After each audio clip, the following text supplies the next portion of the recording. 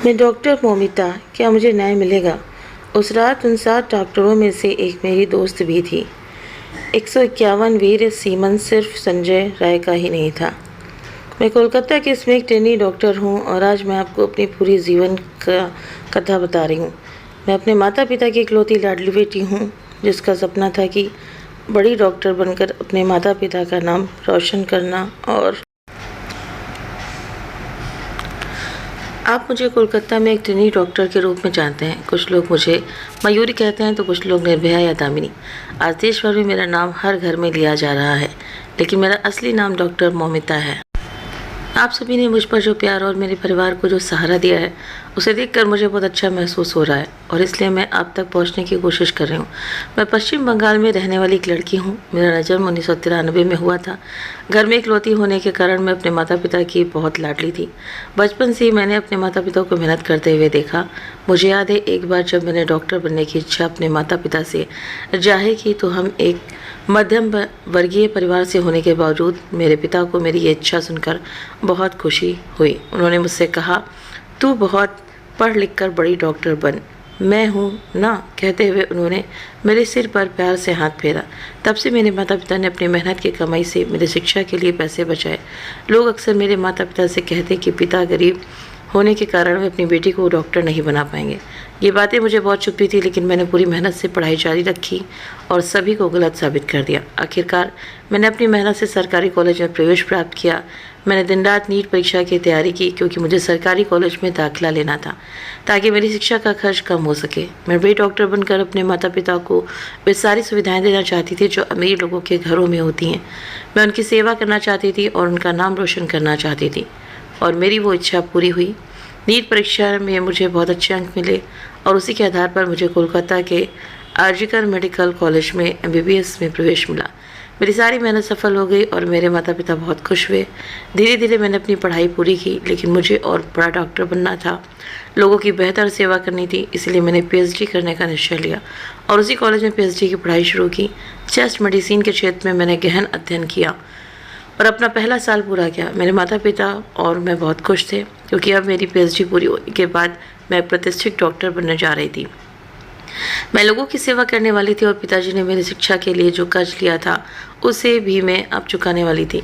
मैं अपने माता पिता को एक सुखद जीवन देना चाहती थी। हमने किन कठिन परिस्थितियों में जीवन व्यतीत किया था, इसे मैं कभी भूलगी नहीं।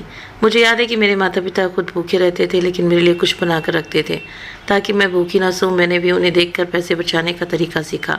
कई चीज़ें मुझे पसंद थी, लेकिन मैंने उन्हें कभी नहीं मांगा। इसलिए मेरे माता पिता हमेशा कहते थे कि मैं बहुत समझदार हो गई हूँ और वे मुझे अपने बेटे की तरह मानते थे। अब पढ़ाई के साथ साथ मैंने आरजीकर अस्पताल में ट्रेनी डॉक्टर के रूप में नौकरी भी शुरू कर दी थी। 2024 का साल शुरू हो गया था। मुझे गणपति और दुर्गा पूजा बहुत पसंद थी। अब तो मैं डॉक्टर भी बन गई थी, इसलिए मैंने अपने माता पिता से कहा, इस साल हम गणपति और दुर्गा पूजा धूमधाम से मनाएंगे। अब हमारे पास पैसे भी थे, आपकी बेटी एक प्रतिष्ठित डॉक्टर बनने वाली है। मेरी ये बातें सुनकर मेरे माता पिता बहुत खुश हुए। उन्होंने कहा, इस साल हम जरूर दुर्गा पूजा मनाएंगे। अब तो मेरे माता पिता मेरी शादी के बारे में भी सोचने लगे थे। तब मैंने पिताजी से साफ साफ कहा, मेरी शादी की चिंता आप मत करो। शादी के लिए इतने सारे पैसे कहाँ से लाएंगे पिताजी, इसलिए इसे आप मुझ पर छोड़ दो। अब मैं बड़ी डॉक्टर बनने वाली हूँ, मेरी चिंता मत करो। हमारे अच्छे दिन आने वाले हैं और फिर जब मुझे सही जीवन साथी मिलेगा तब मैं शादी करूँगी। मेरे माता पिता की आंखों में हमेशा खुशी के आंसू आ जाते थे। जब भी मैं ऐसा बोलती थी, उन्हें खुश देखकर मेरा मन भी आनंद से भर जाता था। मैंने बचपन से अपनी माँ को हमेशा पैसे बचाते हुए देखा था, लेकिन मेरे लिए वो कभी भी खर्च करने से पीछे नहीं हटती थी। मेरी पसंद नापसंद उन्हें बखूबी पता होती थी। मुझे बड़ा करने के लिए उन्होंने बहुत त्याग किए थे, अपनी इच्छाओं को दबा दिया था। इसलिए अब मेरी बारी थी उनके लिए कुछ करने की। इसलिए मैंने अपने पहले वेतन से माँ के लिए सोने की चूड़ियाँ बनवाई। वे चूड़ियाँ देखकर माँ बहुत खुश हुई और उन्होंने खुशी से मुझे गले लगा लिया। सब कुछ ठीक चल रहा था। पिछले 6 महीनों से मुझे नाइट शिफ्ट भी मिलने लगी थी। कभी हफ्ते में एक बार नाइट ड्यूटी होती थी, तो कभी कभी हफ्ते में 24-36 घंटे भी काम करना पड़ता था। इसका कारण मैं आपको आगे की कहानी में बताऊंगी। 2024 का अगस्त महीना मेरे लिए इतना घातक साबित होगा, ये मैंने सपने में भी नहीं सोचा था। मेरे पिताजी सिलाई का काम करते थे। वे 63 साल के हैं, लेकिन उन्होंने अब तक काम नहीं छोड़ा। एक बार वे BP की दवाइयाँ लेना भूल सकते हैं, लेकिन काम करना नहीं भूलते। हमेशा मुझे उन्हें समय पर दवाइयाँ लेने के लिए कहना पड़ता है। हंसते हुए कहते हैं, हाँ बेटी लेता हूँ। माँ भी हमेशा कहती थी, तो हमारी बेटी नहीं बेटा है। मैं वैसे भी बहुत प्यारी थी, मेरे नाम में ही प्यार छुपा था। जब मैं कॉलेज जाती या ड्यूटी पर होती तो अक्सर कानों में कुछ गलत कामों के बारे में सुनने को मिलता। हमारे सीनियर डॉक्टर भी इस पर कभी कभी फुसफुसाते थे, लेकिन मैंने खुद को इन सब चीज़ों से हमेशा दूर रखा। हाँ, लेकिन जब किसी छात्र के साथ अन्याय होता था, किसी मरीज से अधिक पैसे वसूले जाते तो मुझे ये बहुत बुरा लगता और मैं आवाज़ उठाती थी। इस पर हमारे प्राचार्य संदीप घोष हमेशा मुझ पर चिल्लाते थे। प्रचार होने के कारण हम सभी उनसे डरते थे, लेकिन मैंने भी उनके बारे में बहुत कुछ सुना था। वे अस्पताल में क्या क्या करते हैं, कभी भी आवाज़ उठाने की कोशिश नहीं की, क्योंकि मैं इन बड़े लोगों के चक्कर में नहीं पड़ना चाहती थी। लेकिन जब अस्पताल में दवाइयों की कालाबाजारी होने की बात सामने आई तो मैं शांत नहीं रह सकी। मैंने बोलना शुरू किया। मेरी आवाज़ को कहीं दबाने की कोशिश की जा रही थी, मुझसे अतिरिक्त काम करवाया जा रहा था, मेरे काम के घंटे भी बढ़ा दिए गए, लेकिन फिर भी मैंने अपना काम ईमानदारी से किया। कभी कभी मैं अपने पिताजी को ये बातें बताती थी, लेकिन वे मुझे कहते थे, बेटी तुम इन सब चीज़ों में मत पड़ो, हम गरीब लोग हैं, ये बड़े लोग हैं, इनके हाथ बहुत ऊपर हैं, ये तुम्हारी मेहनत पर पानी फेर देंगे। हम साधारण लोग हैं, तुम अपनी पढ़ाई पूरी करो, फिर हम देखेंगे क्या करना है। पिताजी के शब्द सही थे। यहाँ तक पहुँचने के लिए मैंने बहुत मेहनत की थी, इसलिए पिछले 6 महीनों से मैं प्रचार और विभाग के उत्पीड़न को सहन कर रही थी और शांतिपूर्वक सिर्फ अपना काम कर रही थी। शायद मुझसे इन लोगों को खतरा महसूस हो रहा था और इसीलिए उन्होंने पहले से ही कुछ योजना बनाना शुरू कर दिया था, लेकिन मुझे इसका ज़रा भी अंदाज़ा नहीं था। कभी कभी मेरी दोस्त और मैं इस विषय पर चर्चा किया करते थे कि हमारे अस्पताल में कितने गलत काम हो रहे हैं, लेकिन हम हमेशा बोलते बोलते चुप हो जाते थे, क्योंकि हमें इन चीज़ों में उलझना नहीं था। खैर, हमारे अस्पताल में 2019 में संजय राय नाम का एक व्यक्ति भर्ती हुआ था। वो KRG अस्पताल की पुलिस चौकी में काम करता था। वो 4-5 साल से यहाँ काम कर रहा था, इसलिए उसे हमारे हर विभाग के बारे में पूरी जानकारी थी। कई मरीजों को बेड दिलवाता था और इसके लिए उसे पैसे भी मिलते थे। लेकिन इस संजय राय की नज़र बहुत ख़राब थी। वो अस्पताल में आने वाली हर महिला को गलत नज़रों से देखता था। उसके बारे में भी हमें चर्चा होती थी, लेकिन वो हमारे प्रचार का बहुत खास था और उनके लिए हमेशा काम करता था, इसलिए हमने कभी उनकी शिकायत करने का विचार नहीं किया, क्योंकि बेवजह विवाद नहीं चाहा। लेकिन हाँ, संजय राय की नज़र बहुत खतरनाक थी। किसी भी लड़की के सामने होने पर उसकी नज़रें उसे खा जाती थीं, इसलिए मैं ऐसे आदमी से दूर ही रहती थी। उस दिन भी जब मैं घर से काम पर जाने के लिए निकली, मुझे ज़रा भी एहसास नहीं था कि ये मेरा आखिरी दिन होगा।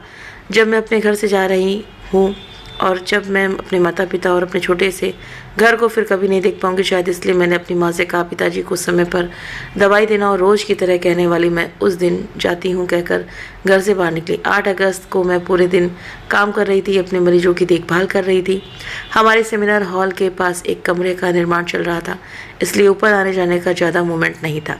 हम सब वार्ड में इकट्ठा थे। 4-5 अन्य प्रशिक्षु डॉक्टर मेरे साथ थे। हम कुछ चीज़ों पर चर्चा कर रहे थे। उस समय संजय राय भी वहीं था और वो मुझे घूर रहा था, लेकिन मैंने उसे नज़रअंदाज कर दिया। कुछ समय बाद वो वहाँ से चला गया और हम सब ने खाना खाया। फिर सभी अपने अपने काम पर लग गए। मैं थोड़ी फ्री थी, इसलिए मैंने रात को माँ को फ़ोन किया। जब तक मैं माँ को फ़ोन नहीं करती तब तक वे और पिताजी खाना नहीं खाते थे। उन्हें बताना पड़ता था कि मैंने खाना खा लिया है, तभी वे खाना खाते थे। उस दिन भी मुझे ज़रा भी अंदाज़ा नहीं था कि ये मेरी माँ से आखिरी बातचीत होगी। माँ ने फ़ोन उठाते ही मैंने पूछा, पिताजी समय पर दवाइयाँ ले रहे हैं ना, इसका ध्यान रखना, मेरी चिंता मत करो, मैंने खाना खा लिया है। मेरे पिताजी को बीपी की समस्या थी, इसलिए समय पर दवाइयाँ लेना उनके लिए बेहद ज़रूरी था। उनकी दवाइयाँ कभी नहीं छूटनी चाहिए, इसका पूरा ध्यान में रखती थी। मुझे याद है एक बार पिताजी की दवाइयाँ रात में ख़त्म हो गई थी। पिताजी ने सोचा कि एक दिन दवा न लेने से क्या फ़र्क पड़ेगा, सुबह जाकर दवा ले आऊँगा। लेकिन मैंने घड़ी में देखा रात के 11 बजे थे। मैंने वहीं सबका खाना रोक दिया और कहा, पिताजी की दवा आने तक कोई खाना नहीं खाएगा। और इतनी रात में मैंने भी उनके लिए दवा का इंतज़ाम किया, लेकिन अब अस्पताल में ज़्यादा काम होने के कारण मुझे घर पर ध्यान देने का समय नहीं मिल रहा था, इसलिए माँ को ही ज़बरदस्ती सब कुछ बताना पड़ता था। उन्हें याद दिलाना पड़ता था कि पिताजी की देखभाल करें। उस दिन भी सब कुछ बिना भूले बताया और माँ से बात करके मैंने पूरे फ्लोर पर जाकर मरीजों का चेकअप किया। इसके बाद मैं आराम करने और अपने अगले अध्ययन के लिए 3री मंजिल पर सेमिनार रूम पहुंची, लेकिन मुझे नहीं पता था कि वहां जाना मना है। मुझे तो अब पता चला कि बगल में की बिल्डिंग में काम चालू होने के कारण ऊपर किसी को जाने नहीं दिया जा रहा था। मैं तो वहाँ चली गई। दोपहर के 2-3 बजे तक मैंने अपनी पढ़ाई की। मैंने सोचा अब थोड़ा सो लेना चाहिए। 36 घंटे की ड्यूटी के कारण बहुत थकान महसूस हो रही थी। मरीजों की सेवा में लगे रहने के कारण खुद पर ध्यान देने का समय नहीं मिल रहा था। दूसरों को जीवन दान देने वाली मैं अपने जीवन की देखभाल के लिए समय नहीं निकाल पा रही थी, इसलिए किताबें और डायरी बंद करके सेमिनार हॉल में ही शांत होकर सो गई। इतनी गहरी नींद में थी कि सेमिनार हॉल में कौन आ रहा है जा रहा है इसका भी मुझे कोई ध्यान नहीं था। फिर क्या, सुबह के समय संजय राय शराब पीकर सेमिनार हॉल में आया। सेमिनार हॉल में कोई आया इसका भी मुझे पता नहीं चला, क्योंकि मैं गहरी नींद में थी। उसके आते ही उसकी नज़र मुझ पर पड़ी और उसके अंदर का राक्षस जाग गया। वो मेरे पास आया और उसने मेरे शरीर को छुआ। नींद में होने के कारण मुझे ज़्यादा समझ में नहीं आया, लेकिन जब शरीर पर हाथ फिरने लगा तब मैं जाग गई। सामने संजय रॉय जैसा दुष्ट व्यक्ति देखकर मैं बहुत डर गई। नींद में होने के कारण खुद को संभालने में मुझे समय लगा। मैंने खुद को बचाने की बहुत कोशिश की, लेकिन उसने बहुत ज़्यादा शराब पी हुई थी। उसके मुँह की बदबू से मुझे ये समझ में आ गया था कि वो मेरी कोई बात सुनने की हालत में नहीं था। मैं उससे मिन्नतें कर रही थी, मुझे छोड़ दो कह रही थी, लेकिन उसे मुझ पर ज़रा भी तरस नहीं आ रहा था। आखिरकार मैंने ज़ोर ज़ोर से चिल्लाना शुरू कर दिया। तब वो थोड़ा डर गया और जल्दबाजी में उसने मेरे मुंह पर हाथ रख दिया ताकि मेरी आवाज़ ना निकल सके। मैं उससे लड़ रही थी, मन ही मन प्रार्थना कर रही थी कि कोई मेरी आवाज़ सुन ले, लेकिन उस रात मेरी आवाज़ किसी ने नहीं सुनी, क्योंकि उस रात ऊपर वाले फ्लोर पर किसी को आने की इजाज़त ही नहीं थी, जैसा कि अब पता चला है। इसका मतलब है कि मेरे खिलाफ सारा षड्यंत्र पहले से ही रचा गया था। मैं उस दरिंदे को अपने से दूर धकेलने की कोशिश कर रही थी, लेकिन पता नहीं उसमें इतनी ताकत कहाँ से आई थी। जितना भी मैं कोशिश कर रही थी वो मुझसे दूर नहीं हो रहा था। मैं खुद को उससे बचा नहीं पाई। लड़ते लड़ते मैं हार गई और फिर उसने मुझे नोचना शुरू किया, मुझे मारना शुरू किया। अब मैं पूरी तरह से ठंडी पड़ गई थी। कौन मेरा शोषण कर रहा था ये समझ ही नहीं आया। मेरे दर्द से चीखें निकल रही थी। मैं इतनी ज़ोर से चीख रही थी कि मेरी चीखें पूरे हॉस्पिटल में गूंज रही थी, लेकिन न जाने क्यों मेरी आवाज़ किसी को सुनाई नहीं दी। चिल्लाते चिल्लाते मेरा शरीर बिल्कुल ठंडा पड़ गया और फिर मेरे स्त्री सम्मान और मेरे सपनों की हत्या कर दी गई, वो भी बहुत ही निर्ममता से। आखिरकार मेरी जान चली गई, लेकिन मेरे शरीर पर शोषण की निशानियां रह गईं। मेरा चश्मा टूट गया, उसकी किरचें मेरे खून से सने हुए आंखों में घुस गई थीं। मेरे फटे हुए होंठ मेरी आवाज़ दबाने के लिए उसने मेरा गला दबाया था। खुद को बचाने की कोशिश में मेरे खून से सने हुए नाखून मेरे शरीर पर किए गए अनगिनत वार, जान की हड्डी टूटने तक फैली हुई मेरी टांगें और घायल हुए मेरे जनांग। इतना सब कुछ सहने के बाद भी मैंने उस पुरुष की क्रूरता का मुकाबला किया था, लेकिन काश उन पुरुषों में थोड़ी सी भी संवेदनशीलता होती तो मेरी आखिरी सांस तक मैं जिंदा रह पाती। मेरे शरीर पर वार करते समय उन्होंने सोचा होता, मुझे मारते समय उन्हें खुद को भी दर्द महसूस हुआ होता, लेकिन वो दरिंदे की तरह आकर मुझे बर्बाद कर गए। दोस्तों, उस दिन मेरे अंदर के अस्तित्व का बलात्कार हुआ और आखिरकार इस ट्रेनी डॉक्टर मोमिता ने दुनिया से अलविदा कह दिया। मरते समय मेरी आंखों के सामने सिर्फ मेरे माता पिता का चेहरा था। अब उनका क्या होगा, ये सवाल मेरे दिल में बार बार आ रहा था। हर दिन दूसरों की जान बचाने वाली मैं, मेरी जान बचाने के लिए वहाँ कोई नहीं था। मरते वक्त भी मुझे यही डर सता रहा था कि मेरे माता पिता इतने बड़े दुख को कैसे सहेंगे। उस दरिंदे ने मेरा शोषण किया, मुझे जिंदा रहते हुए मार डाला, मेरी हत्या कर दी और फिर मेरे नंगे शरीर पर अधूरा कपड़ा डालकर ऐसे चला गया जैसे उसने कुछ किया ही नहीं। मेरी आत्मा तड़पता रहा, मेरे सपने अधूरे रह गए। हर दिन 10 से 12 घंटे की मेहनत से मैं यहाँ तक पहुँची थी, हमारे सपने एक ही रात में टूट गए। मेरे लिए पूरा दिन सिर्फ एक काम था, मुझे किताबों के अलावा कुछ भी नहीं पता था। मुझे एमडी में गोल्ड मेडल चाहिए था, टॉप कर डॉक्टर बनना था। मैंने अपनी डायरी में भी ये लिखा था कि मेरे माता पिता ने बड़ी मेहनत से मुझे पढ़ाया था और एक रात में उनकी मेहनत और मेरी पढ़ाई सब कुछ जलकर राख हो गई थी। असल में अगले दिन से क्या हुआ, कैसे अपराधी पकड़े गए, ये सब आपको पता ही है, लेकिन फिर भी अगले दिन सुबह मेरे आत्महत्या की खबर मेरे घर पहुंची। आपकी बेटी ने हॉस्पिटल में आत्महत्या कर ली ऐसा बताया गया। माँ तो सब कुछ खत्म हो गया कहकर रोने लगी। पिताजी तो कुछ सोचने की हालत में ही नहीं थे। पड़ोस में रहने वाले रिश्तेदारों ने उन्हें संभाला और हॉस्पिटल लेकर आए। दौड़ते हुए आने वाले मेरे माता पिता अपनी बेटी को आखिरी बार देखने के लिए तड़प रहे थे, लेकिन उन्हें अंदर जाने नहीं दिया जा रहा था, क्योंकि अंदर मेरी हत्या के सबूत मिटाए जा रहे थे। मेरी माँ गिड़गिड़ा रही थी, बेटी को एक बार देखने दो कहकर रो रही थी। पूरे 3 घंटे बाद मेरे माता पिता को मुझे देखने की इजाज़त मिली। बेटी को घायल और अधनंगी हालत में देखकर मेरे माता पिता तुरंत समझ गए कि आत्महत्या नहीं हो सकती। हमारी बेटी आत्महत्या करने के लिए डॉक्टर नहीं बनी थी। मेरी ऐसी हालत देखकर माँ और पिता तुरंत बोले, ये बलात्कार है। माता पिता थे ही, लेकिन रिश्तेदार, दोस्त, सहयोगी सब मेरे लिए जोर से आवाज़ उठाते हैं। मेरा बलात्कार करके मेरी हत्या की गई है, इसलिए सभी गुस्से में थे। इतना बड़ा हंगामा देखकर पुलिस आखिरकार बहुत देर से वहाँ पहुँचती है और फिर पूछताछ शुरू होती है। तब तक काफ़ी भीड़ इकट्ठा हो जाती है। इतनी बड़ी जनता के इस आक्रोश से संजय रॉय अपने हेडफोन के सहारे पकड़ा भी जाता है। बिना कुछ कहे वो आरोपी अपना गुनाह भी कबूल कर लेता है। फिर उसे गिरफ्तार कर लिया जाता है और मामला वहीं ख़त्म कर दिया जाता है। किसी का कहना है कि मेरे साथ सिर्फ बलात्कार हुआ है, तो कोई कह रहा है कि सामूहिक बलात्कार हुआ है। मेरे योनि में पाया गया 151 ग्राम वीर जो केवल उस आरोपी का बताया जा रहा है। क्या मेरे साथ हुआ सामूहिक बलात्कार दबाया जा रहा है? अचानक मरम्मत के नाम पर घटनास्थल की दीवारें तोड़ी जाने लगीं। उसका क्या? इमरजेंसी रूम में सीसीटीवी कैमरा नहीं था, लेकिन जो वीडियो मिला था उनमें अब तक कोई सच्चाई सामने नहीं आई। क्या बलात्कार और मुझे मारने की साजिश में शामिल बड़े चेहरों को बचाने के लिए सबूत मिटाए जा रहे हैं? जनता के बीच घुसकर क्या उन दरिंदों के कुछ लोगों ने हॉस्पिटल में आकर सारे सबूत नष्ट कर लिए और मेरे साथ अत्याचार करने वाले उन लोगों को छोड़कर फिर से उन्हें जीने का मौका देने का फैसला किया जा रहा है? पता नहीं अब मुझे न्याय मिलेगा या नहीं। मेरे साथ जो हुआ वो क्यों हुआ? क्या कभी पता चलेगा? क्या संजय राय को कोई फांसी होगी या नहीं? लेकिन अगर उन्हें ऐसे ही छोड़ दिया गया तो जल्दी ही आपके सामने एक और निर्भया आ जाएगी। ये मत भूलो कि वो कोई बहन हो सकती है, बेटी हो सकती है, बहू हो सकती है, पत्नी हो सकती है, लेकिन होगी तो वो एक औरत थी। 2012 में मेरे जैसी ही एक और लड़की के साथ अन्याय हुआ था। उसके आरोपियों को 7 साल बाद फांसी की सज़ा मिली थी। उसे बहुत देर से न्याय मिला। अगर हमारी जैसी दूसरी निर्भया नहीं चाहिए तो मुझे न्याय दिलाओ। दोगे ना मुझे न्याय? क्या मेरे माता पिता को उनकी बेटी से दोबारा मिलने का मौका मिलेगा? मैंने एक डॉक्टर बनकर सभी की सेवा करने का फैसला किया था, सबको एक देवता के रूप में बचाने का निर्णय लिया था, लेकिन खुद को बचाने में मैं असफल रही। मरणासन अवस्था में मैंने आखिरकार अपनी सांसें रोक ली और एक अनसुलझी गुत्थी बनकर रह गई। जीते हुए लोगों की सेवा कैसे खुशी से जीने का मेरा सपना अधूरा ही रह गया। मेरी हत्या और बलात्कार की गुत्थी अब सुलझती नजर नहीं आ रही। मैं वही ट्रेनी डॉक्टर बोल रही हूँ, डॉक्टर ममिता, जो कुछ दिन पहले तक आप में से एक थी। बिना किसी गलती के मैंने अपनी ज़िंदगी खो दी। काश उन लोगों में कुछ संवेदनशीलता होती तो आज ये महिला डॉक्टर जिंदा होती। मेरे माता पिता अभी तक इस दुख से उबर नहीं पाए हैं, लेकिन फिर भी मजबूती से खड़े होकर मुझे न्याय दिलाने की कोशिश कर रहे हैं। मेरे पिता की केवल एक ही बेटी थी, लेकिन आज मैं भले ही ईश्वर के पास आ गई हूँ, मगर अब आप सभी बेटे बेटियाँ मेरे माता पिता की संतान हो। एक बेटी चली गई, लेकिन हज़ारों बेटे बेटियाँ उन्हें मिल गए हैं। इसीलिए कृपया मेरे माता पिता की देखभाल करें। मेरे पिताजी बहुत स्वाभिमानी हैं, वे किसी का पैसा नहीं लेंगे या मदद भी नहीं मांगेंगे।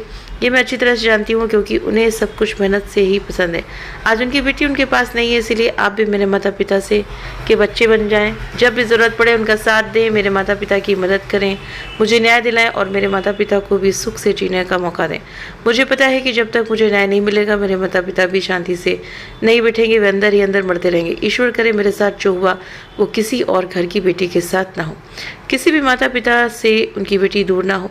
मैं अपने माता पिता से बहुत प्यार करती हूँ, इसीलिए ही मुझे सबसे ज़्यादा दुख हो रहा है कि आज मैं उनके पास नहीं हूँ। इतनी कठिन परिस्थिति में मैं उनके आंसू पोंछने के लिए नहीं हूँ। दोस्तों, मुझे न्याय दिलाओ, आरोपियों को सज़ा दिलाओ, आवाज़ उठाओ, मेरे माता पिता का सहारा बनो, उनकी मदद करो। सच में भले ही मैं अब नहीं हूँ, लेकिन अब आप ही उनकी संतान बनो। मुझे और कुछ नहीं चाहिए। अगर आप मेरे साथ हैं तो मुझे न्याय दिलाने के लिए आवाज़ उठाओ। तो प्लीज़ आप कमेंट में ज़रूर बताओ कि मुझे न्याय मिलेगा कि नहीं। ये कहानी सच्ची है, कोलकाता की एक महिला डॉक्टर की है, फिर भी मैंने इसे अपने शब्दों में लिखने की कोशिश की है। अगर कुछ गलत हो तो माफ़ी चाहती हूँ। तो प्लीज़ आप ज़रूर से ज़रूर अपने कमेंट्स करके भी हमें ज़रूर से ज़रूर बताएं, और न्याय के लिए क्या ममिता को न्याय मिलेगा कि नहीं मिलेगा, तो इसके लिए प्लीज़ आप मुझे ज़रूर से ज़रूर कमेंट करके बताएं। मिलते हैं नेक्स्ट वीडियो में। Thank you.